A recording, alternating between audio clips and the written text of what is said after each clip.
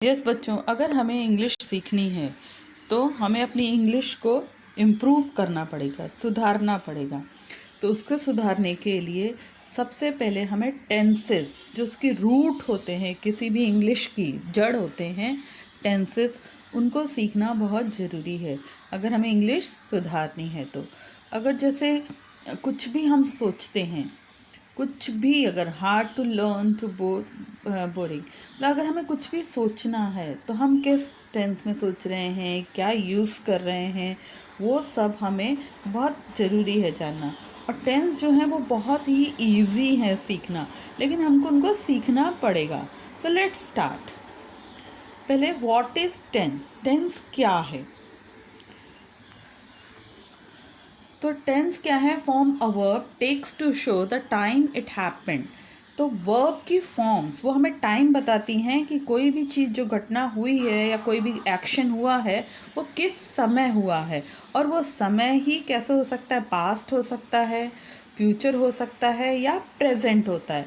Suppose अगर हम यहाँ पर बीच में प्रेजेंट में हैं तो जो बीत गया है वो पास्ट है, और जो आने वाला है वो फ्यूचर है।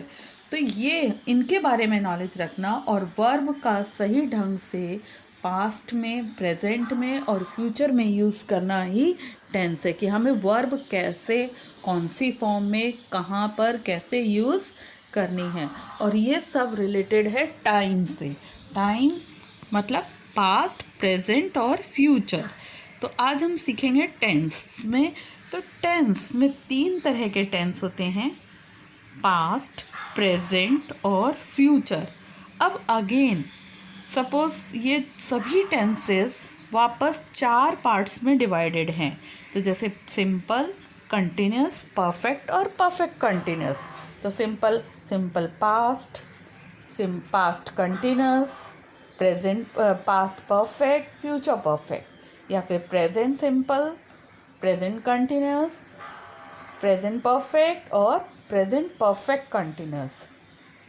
तो ये सभी में 4 हर एक के पार्ट हैं, जो तो टोटल मिलाकर टोटल 12 टेंसेस होते हैं।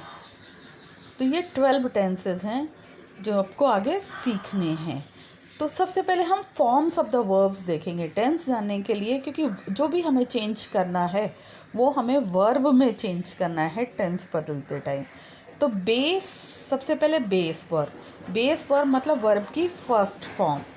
और फिर है पास्ट फॉर्म। पास्ट फॉर्म मतलब वर्ब की सेकेंड फॉर्म। और पास्ट पार्टिसिपल मतलब वर्ब की थर्ड फॉर्म। एस और ई एस फॉर्म मतलब वर्ब की फर्स्ट फॉर्म में एस या ई एस लगा होना। या आईएनजी फॉर्म, तो आईएनजी भी वर्ब की फर्स्ट फॉर्म में आईएनजी लगता है। जैसे हम देखेंगे वर्ब की बेस फॉर्म है प्ले, उसका past form played, past participle या थर्ड फॉर्म भी प्लेड, एस लगा दिया तो प्लेस और आईएनजी लगा दिया तो प्लेइंग। ये हमें वर्ब है।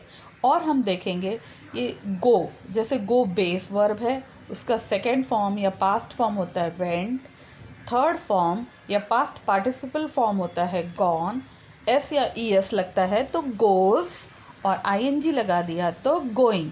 तो ये हमें तीनों 5 जो वर्ब फॉर्म्स हैं वो याद रखनी है, जो अलग अलग टेंस में इनका अलग अलग यूज़